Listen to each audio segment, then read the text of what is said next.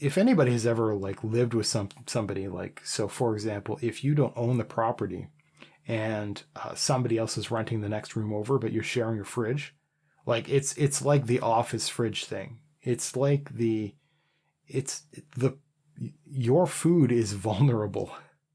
It's not a thing really in Canada at all that I've ever heard of, but there are those businesses where they're kind of awful for stuff like that. I would never put myself in a circumstance where I would like graze through somebody else's food. Again, it's a food security thing.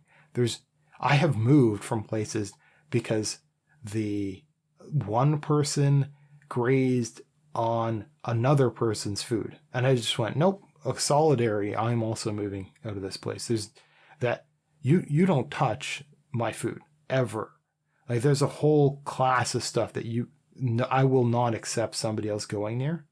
And I end up, it's hard for me to understand somebody that works different from me. And I think the same is true for everybody with everybody else. And so having the standing acceptance of something like stealing condiment, having that be there is still something I'm not comfortable with. And I will never give that in return. I want everybody to always ask me every single time they want to like have my ketchup, right? And it sounds really odd for some people because they go from like living with their parents to living with other people and they assume that everything works the same way. It's like, no, maybe you're not an adult yet because you go like work and you've got all this free money, but you don't understand something like digging yourself out of debt or whatever. So you have people that are grown-ups that still have their student debt, that now act like they're rich because they have a job. When it's like, no, you're poorer than you were at school because at school you were collecting more and more of a debt. Now you got the full thing plus interest plus probably compound interest.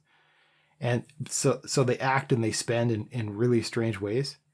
And one of the things they act like they're still with their parents or still with their university buddies or something like that, where there's this kind of commune. It's like, no, I'm not sharing my toothpaste.